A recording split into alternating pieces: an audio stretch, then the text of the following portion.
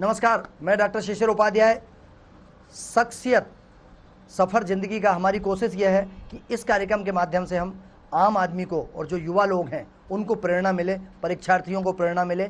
एक आम आदमी जब ऊंचाई पर बैठता है, पहुंचता है, तो लोगों की धारणा रहती है कि यह सफलता बहुत आसानी से उपलब्ध नहीं होती है, बहुत संघर्ष करना पड़ता है और इस पद पर आने के लिए कोई अलग से आता है।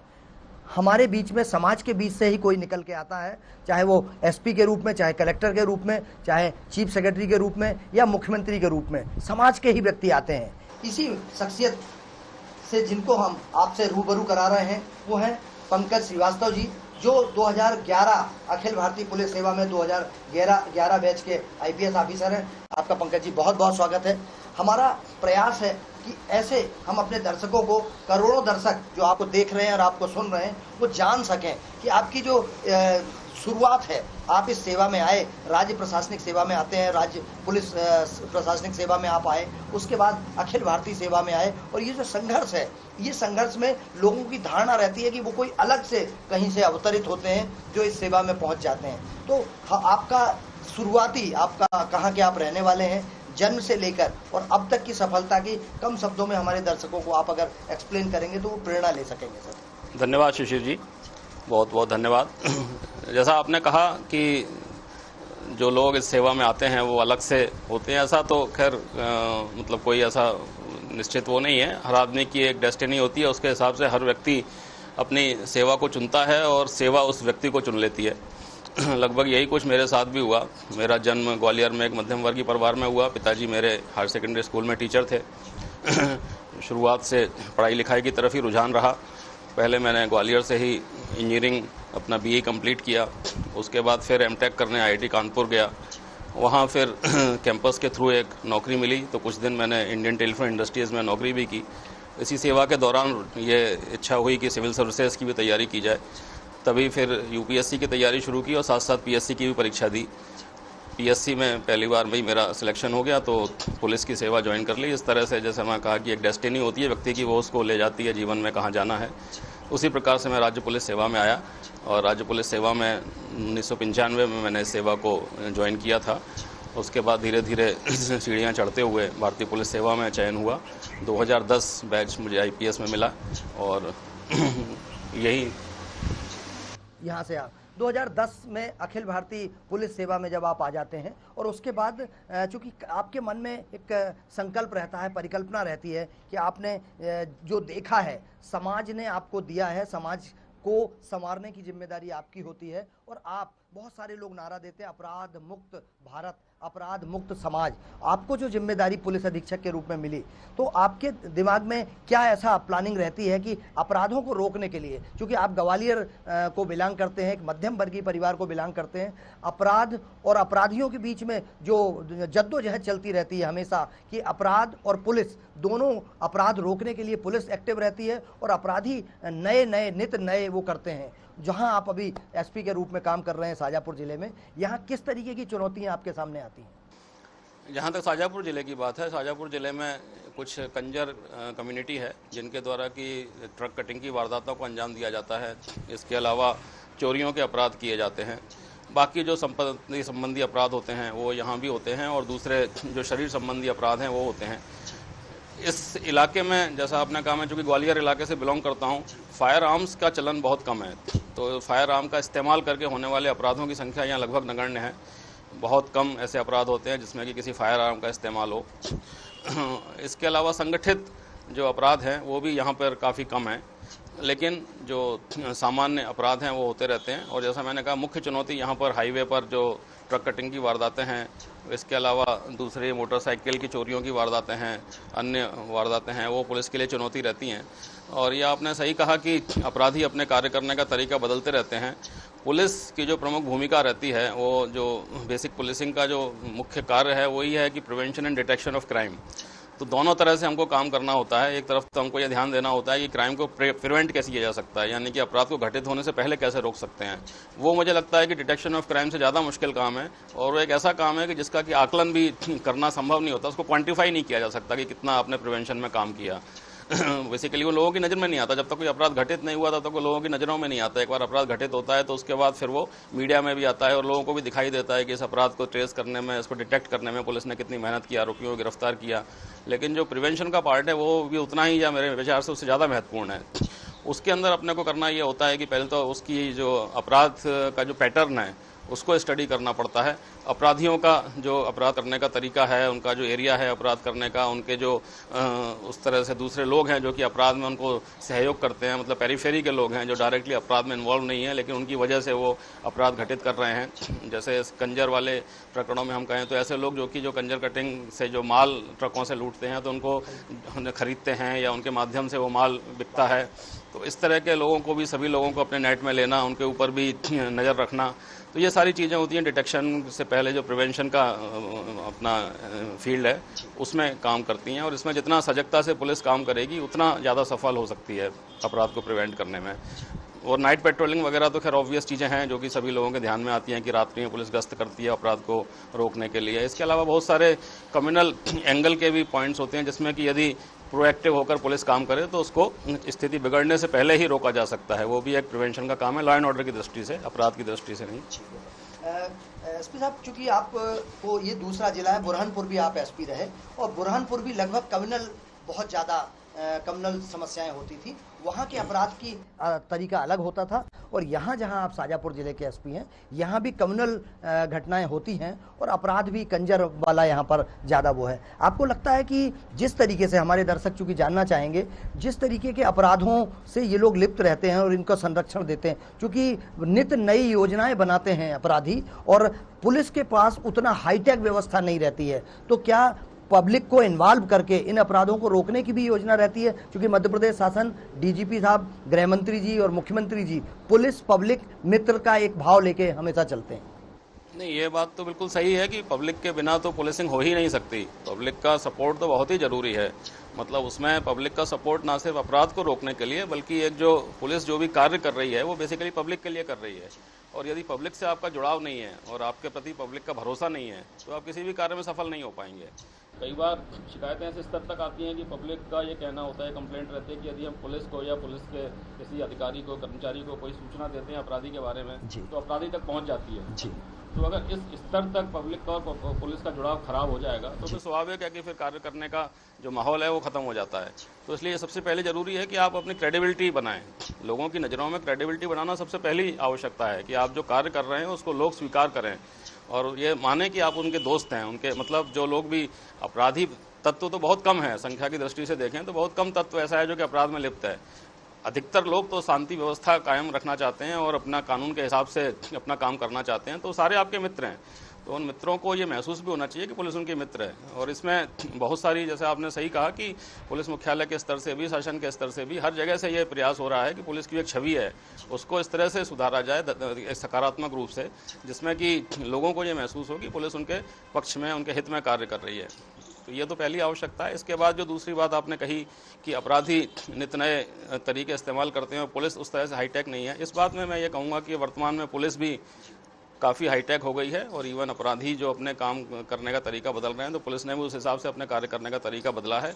बहुत सारे जैसे साइबर अपराध, जो नए किस्म के अपराध हैं, उसमें भी धीरे धीरे पुलिस प्रशिक्षित होती जा रही है और हर प्रकार के अपराधियों से निपटने में मध्य प्रदेश पुलिस पूरी तरह से सक्षम है।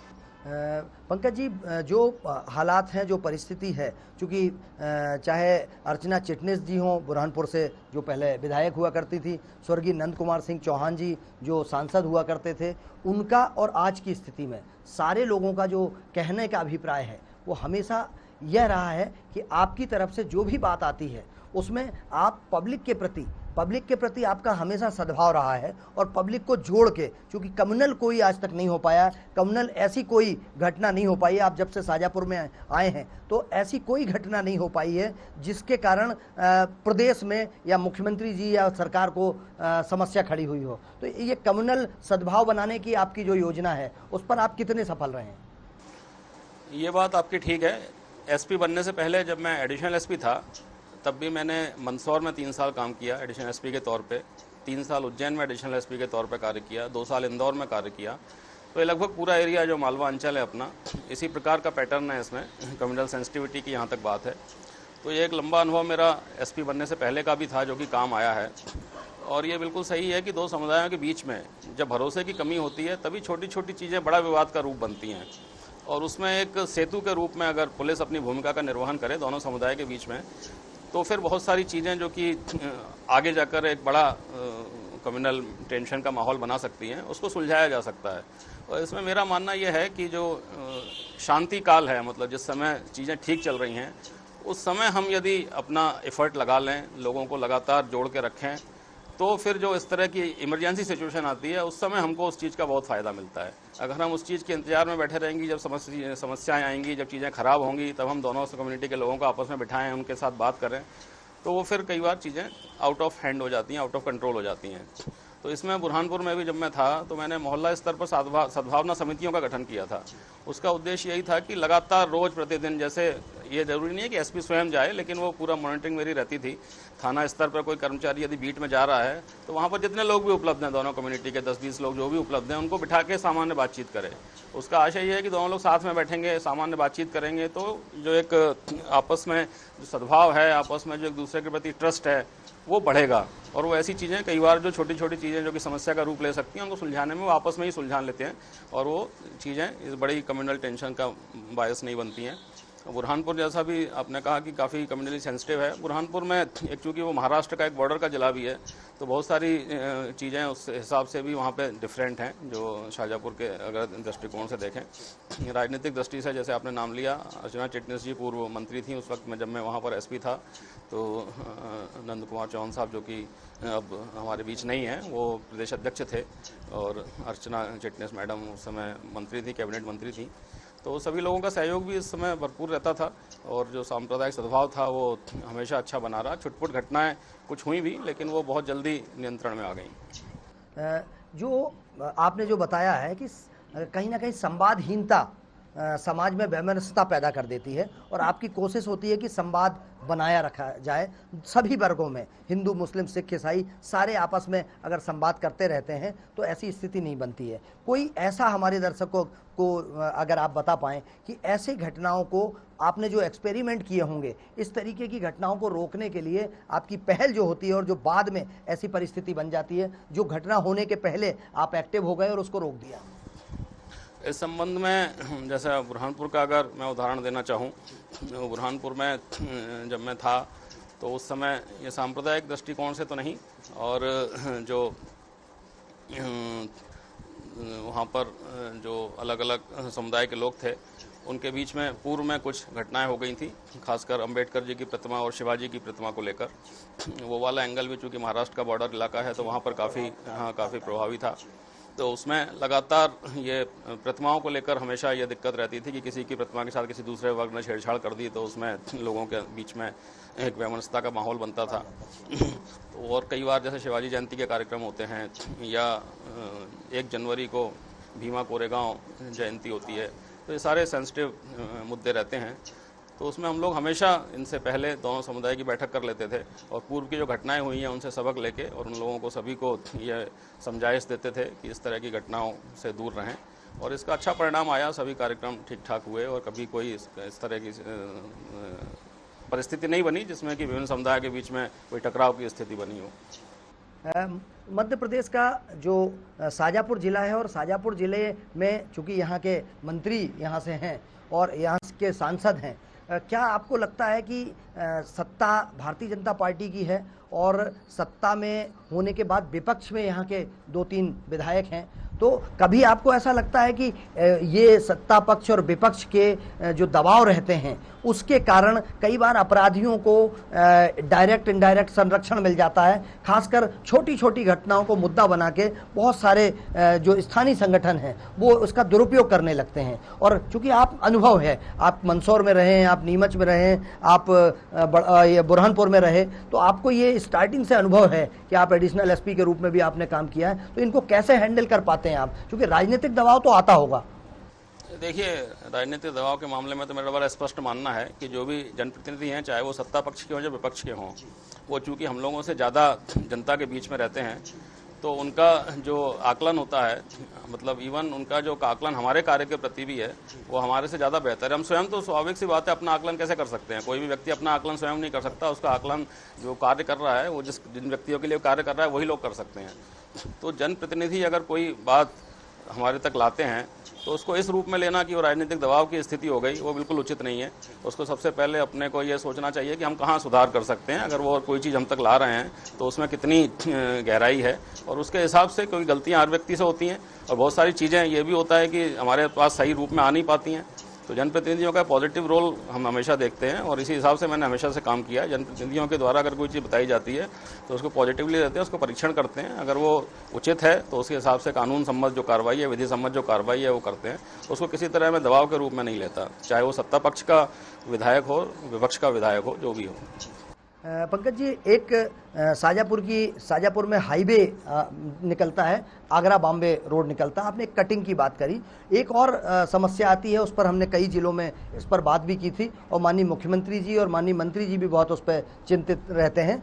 एक्सीडेंटल जोन बनता जा रहा है कुछ इलाके, और इस एक्सीडेंटल जोन को कंट्रोल करने के लिए आपकी यातायात पुलिस या आपकी जो 108 है ये तो मदद करती है। इसको कंट्रोल करने के लिए आपके पास क्या प्लानिंग रहती है, क्योंकि बहुत सारी दुर्घटनाएं होती रहती हैं और असमय लोग मौत के मुंह में चले जाते हैं क्योंकि हाईवे होने के कारण। दुर्घटना तो एक बड़ी समस्या है, और जैसा कि 2015 में सुप्रीम कोर्ट ने भी एक इसमें निर्देश पारित किया था, और उनका लक्ष्य था कि अगले 5 सालों में जो दुर्घटनाओं से मृत्यु है उसको 50% तक कम करना है। इंदौर में जब मैं एडिशनल एसपी था तो मैंने 2 साल एडिशनल एसपी ट्रैफिक इंदौर की ही जिम्मेदारी संभाली, तो उसमें बहुत गहराई से इन सारी चीज़ों को देखा, और उसको बाकी ज़िलों में जब मुझे ये एसपी के रूप में कार्य करने का मौका मिला तो उसका फ़ायदा भी मिला। ट्रैफिक भी एक पूरी इंजीनियरिंग है, और उसके लिए सबसे पहले हमको ये देखना पड़ता है कि जो एक्सीडेंट हो रहे हैं उसमें जो ब्लैक स्पॉट का कॉन्सेप्ट है वो यही है कि उसको अगर पिछले कुछ वर्षों में जो एक्सीडेंट अगर ज़्यादा किसी पर्टिकुलर जगह में हुए हैं तो उनको फिर गहराई से स्टडी करें, ये देखें कि उसमें एक्सीडेंट होने का कारण क्या है। बहुत सारे एक्सीडेंट का कारण रोड इंजीनियरिंग की कमी रहती है, कई जगह पर यहाँ पर जिस तरह के कट होने चाहिए वो नहीं है, जिस तरह के घुमाव होने चाहिए वो नहीं है, कहीं पर कोई विज़न ऑब्स्ट्रक्ट हो रहा है, तो वो सारी चीज़ें हैं। तो रोड इंजीनियरिंग सबसे पहली ज़रूरत होती है ये ट्रैफिक को सुचारू रूप से चलाने के लिए। दूसरा फिर जो ड्राइवर की लापरवाही है वो अगला बड़ा कारण होता है। लापरवाही में बहुत सारी लापरवाहियाँ तो ऐसी होती हैं जानबूझकर कह सकते हैं अपन की जाती हैं, जिसमें शराब पीकर वाहन चलाना, ओवर स्पीडिंग करना, और बिना हेलमेट के चलाना भी एक बड़ी दिक्कत है, जिसमें कि जो आपका दुर्घटना से जो नुकसान है उसको कम किया जा सकता है अगर हम हेलमेट लगा के वाहन चलाएँ तो।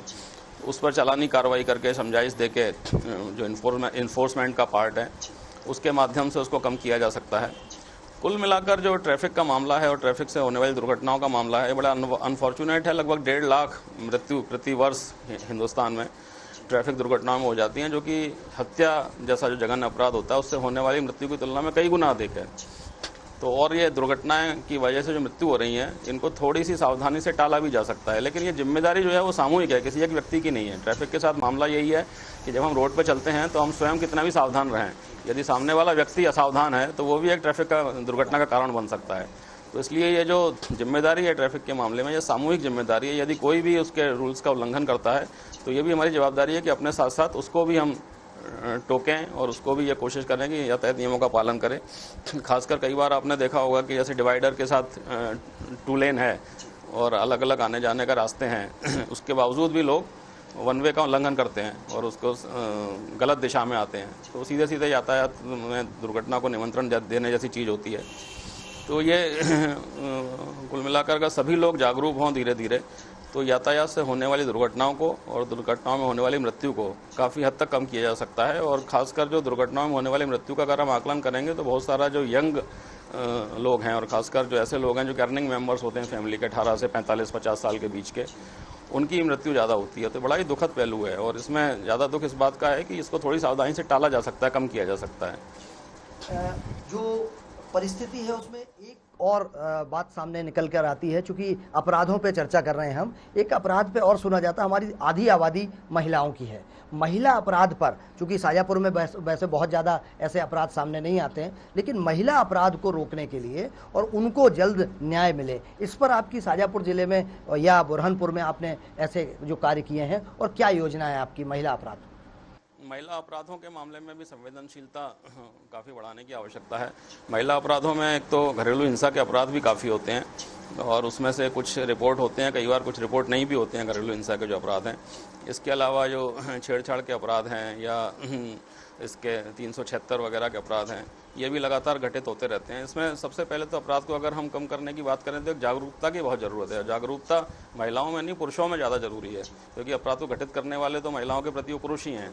तो वो पुरुषों की मानसिकता को लेकर एक जागरूकता की बहुत ज़्यादा ज़रूरत है, क्योंकि कई बार जो अपराध घटित होते हैं उसमें यह देखा जाता है कि अपराध घटित करने वाला इस चीज़ का एहसास ही नहीं करता कि उसने अपराध घटित किया है, क्योंकि वो इस मानसिकता से मतलब बड़ा हुआ है कि उसको महिलाओं के प्रति जो अपराध कर रहा है उसको वो अपराध की दृष्टि से देखता नहीं है। खासकर जैसे 354 में जो स्टॉकिंग के अपराध हैं या किसी को लगातार मतलब परेशान करने के अपराध हैं, चाहे बरबली हो या टेलीफोन पर हो, मैसेजिंग करना हो, तो ये सारी चीज़ें किसी की भी निजता का हनन करना अपराध की श्रेणी में है। तो इसको लगातार मानसिकता की बदलने की ज़रूरत है और इसके लिए एक लगातार समाज के बीच में जाने की और लोगों को समझाने की भी बहुत आवश्यकता है।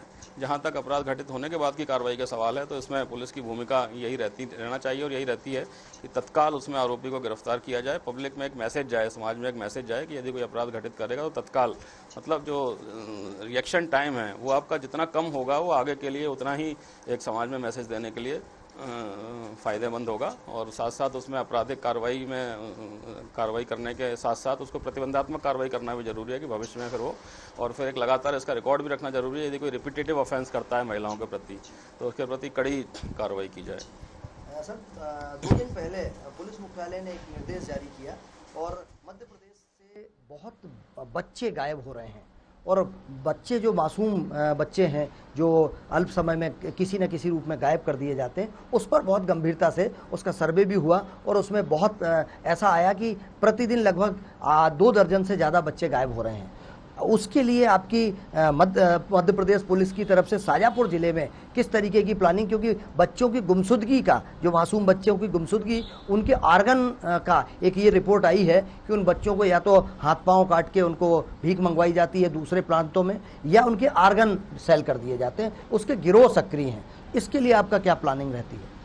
इसमें तो अब गुमशुदगी के मामले दर्ज होते ही नहीं है। सुप्रीम कोर्ट के निर्देश हैं, 2013 में यह आदेश आया था कि 18 साल से कम उम्र का कोई भी बालक या बालिका यदि घर से चला जाता है तो उसको अपहरण मानकर ही उसकी विवेचना की जाती है और पूरी गंभीरता से उसकी विवेचना की जाती है। और शाजापुर ज़िले में जब से जहाँ मैं पदस्थ हुआ हूँ पिछले 2 सालों में जितने ऐसे प्रकरण 300 अपहरण के दर्ज हुए हैं उससे ज़्यादा हमने रिकवर किए हैं, यानी कि पिछले सालों के भी जो प्रकरण अनट्रेस थे वो भी हमने रिकवर किए हैं। और इसमें जो आपने ऑर्गन वाला, इसका तो कोई केस हमारे संज्ञान में या हमारे ज़िले में प्रकाश में नहीं आया है। ज़्यादातर प्रकरण ऐसे आए हैं जो कि प्रेम प्रसंग वाले हैं या कई बार घर से नाराज़ होकर भी बच्चे चले जाते हैं और वो फिर दस्तयाब हो जाते हैं, उनके फिर वो आने के बाद बयान हो जाते हैं। तो लगातार इसमें हम लोग मतलब जो उसका एक स्टैंडर्ड प्रोसीजर है, जैसे भी कोई जाता है तो आजकल एक मोबाइल सर्विलेंस के माध्यम से भी पता लग जाता है या लास्ट टाइम वो किन के साथ देखा गया, किन से आखिरी में बात कर रहा था।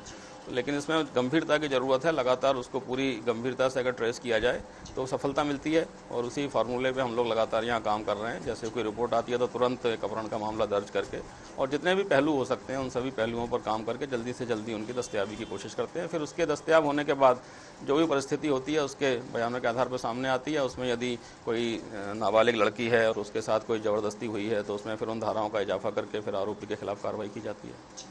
पुलिस की कोशिश ये रहती है कि संवाद हो, संवाद के साथ संभाव हो, सद्भाव हो और सद्भाव के साथ साथ ये जिस तरीके के अपराध हैं वो अपराध अगर रोकने के लिए पुलिस मित्र बन जाती है, पब्लिक के बीच में शामिल हो जाती है, तो अपराधों को रोकने के लिए अपराध होने से पहले अगर पुलिस और पब्लिक के बीच में संभाव बन जाता है तो अपराध रुक जाते हैं। आपकी ऐसी कौन सी योजनाएं हैं जिसमें निरंतर हमारी पब्लिक और पुलिस के बीच का गैप कम हो जाता है और समझाइश दी जाती है? क्योंकि भोपाल में या दूसरे अन्य कई जिलों में मैंने देखा है कि ऐसे संवाद केंद्र बने हुए हैं जहां ऐसे कोई भी मुद्दे आते हैं तो उस पर डिस्कशन होता है और वहां स्थानीय गणमान्य नागरिकों को उन कमेटियों में रख दिया जाता है और वो डिस्कशन करके अपराध होने की स्थिति के पहले ही उसको कंट्रोल कर लिया जाता है। इसमें शांति समितियां तो थाना स्तर पर गठित हैं ही। इसके अलावा नगर ग्राम रक्षा समिति भी सक्रिय है। हालांकि अभी पिछले दिनों कोविड की सिचुएशन को देखते हुए काफ़ी इसमें सक्रियता में कमी जरूर आई है, क्योंकि वो लगातार बड़ी बड़ी मीटिंग वगैरह हम लोगों ने अवॉइड की हैं। लेकिन इसमें भी बेसिक चीज़ जो है, जो मेरा मानना है, वो एक आपसी भरोसे की बात है। और वो भरोसा तभी कायम होता है जब कोई भी सूचना आपके पास आए तो उस पर आप त्वरित एक्शन लें। और अगर आप सूचना आने के बाद उस पर एक्शन ना लें तो धीरे धीरे फिर लोगों का भरोसा कम होने लगता है।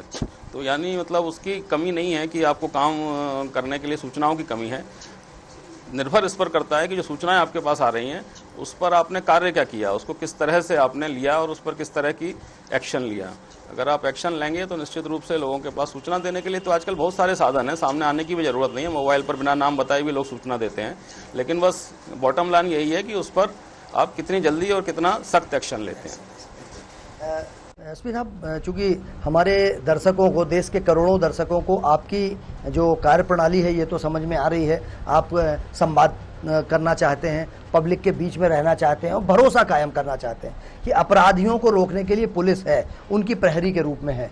हमारे शाजापुर ज़िले में या बुरहानपुर में आपने जो कुछ काम किया है, हमारे दर्शकों को क्या मूल मंत्र, चूँकि यंग जनरेशन, आजकल जो यंग जनरेशन है वो अपराध की तरफ ज़्यादा जा रही है और छोटी छोटी, चाहे आपने जो बताया अभी कि घर से रूठ के चले जाते हैं या प्रेम प्रसंग के कारण चले जाते हैं, एक आत्महत्या वाला मामला बहुत तेज़ी से आ रहा है।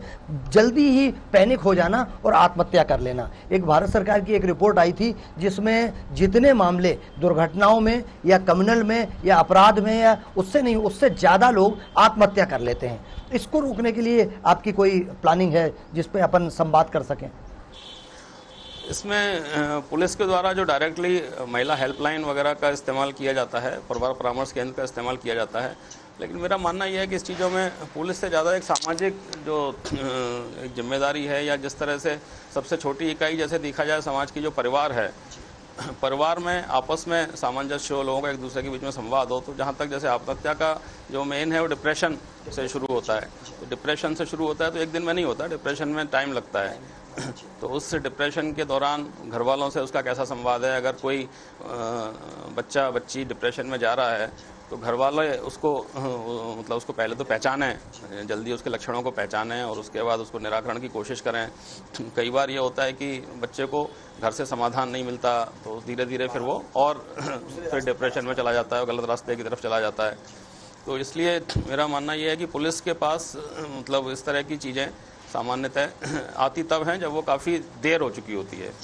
तो इसमें ज़्यादा ज़रूरत इसकी है कि हम लोग अपने जो घर है, अपने रिश्तेदार हैं, अपने अड़ोस पड़ोस में हैं, तो कोई अस्वाभाविक किस तरह का बिहेवियर देखते हैं तो उस पर तत्काल ध्यान दें। और जहाँ भी पुलिस की ज़रूरत हो, पुलिस की आवश्यकता हो, तो पुलिस सिर्फ एक मतलब अपराध कायम करने या अपराधियों को पकड़ने का काम नहीं करती है। काउंसलिंग के लिए भी पुलिस हमेशा तत्पर रहती है। और हमारे पास जैसे परिवार परामर्श केंद्र हैं, उसमें विशेषज्ञ काउंसलर्स की भी हम मदद लेते हैं। तो कोई भी केस अगर हमारे संज्ञान में आता है तो उसमें ज़रूर हम मदद कर देते हैं। लेकिन जैसा आपने कहा, आत्महत्या के कई केस तो हमारे पास उसकी रिपोर्ट तब आती है जब आत्महत्या कर चुका होता है। तो उसमें सिर्फ सिवाय फिर उसके कारणों की पड़ताल करने के और कुछ बचता नहीं है। तो इसीलिए मैं अब तक कारणों की पड़ताल करने पे ऐसा लगता है कि अगर शुरुआत में इसमें ध्यान दिया गया होता, हमारे पास आते या जो लोग उनके संपर्क में थे उन्होंने ध्यान दिया होता, तो शायद जान को बचाया जा सकता था। पंकज जी, चूँकि हमारे दर्शक आपकी तरफ से, चूँकि हम इस शख्सियत सफ़र ज़िंदगी का के आखिरी लम्हों में हैं, आप क्या संदेश देना चाहते हैं आपकी तरफ से? चूँकि आपने जो बहुत सारी बातें कही हैं उसमें उसका सार तो ये निकलता है कि संवाद करें, पुलिस आपकी रक्षा के लिए है, लेकिन पुलिस आपकी मित्र है, रक्षा के साथ साथ भय ना हो बल्कि आपकी मित्र के रूप में कार्य कर रही है और आपके परिवार के सदस्य के रूप में कार्य कर रही है। और अपराध होने के पहले अगर पुलिस के पास आ जाएं और पहले से अगर पुलिस की जानकारी हो तो बहुत सारे अपराध रुक सकते हैं। क्या मैसेज देना चाहेंगे आप हमारे दर्शकों को? देखिए, पुलिस भी समाज का एक अंग है, तो कई सारी जो समाज की बुराइयां हैं वो पुलिस में भी हैं। कई बार ऐसा होता है कि हम लोग ये उम्मीद करते हैं कि पुलिस सारी बुराइयों से दूर रहे और सारी बुराइयों के बीच में भी रहे और खुद बुराई से पूरी तरह से अछूती रहे, तो ये संभव नहीं होता। हमको व्यावहारिक तौर पर समझना चाहिए। तो कई बार ये भी होता है कि पुलिस के अंदर भी जो लोग हैं वो भी समाज से ही आते हैं और उनके अंदर भी वही कमियां हो सकती हैं जो कि समाज के दूसरे लोगों में हैं। तो हमको जो समाज के लोग हैं, पुलिस को उस नज़रिए से देखना चाहिए और यदि कोई कमजोरी है, कोई कमी है, तो उसको दूर करने का प्रयास पुलिस को भी करना चाहिए। पुलिस चूँकि एक यूनिफॉर्म फोर्स है तो पुलिस के अंदर एक व्यक्ति भी कोई गलती करता है तो पूरे फोर्स के ऊपर उसका असर आता है। लोगों की दृष्टि में ये होता है कि ये पुलिस ने ऐसा किया, किसी पर्टिकुलर व्यक्ति का नाम उसमें नहीं आता कि इस व्यक्ति ने ऐसा किया, ये होता है कि पुलिस ने ऐसा गलत काम किया। तो इसलिए पुलिस फोर्स के लोगों से मेरी ये रिक्वेस्ट है कि वो इस जिम्मेदारी को समझें कि वो स्वयं एक व्यक्ति नहीं बल्कि एक पूरे यूनिफॉर्म फोर्स के नाते पूरी पुलिस फोर्स का रिप्रेजेंटेटिव हैं। तो कोई भी ऐसा काम ना करें जो कि उनके साथ साथ पूरे फोर्स की छवि को नुकसान पहुंचाए।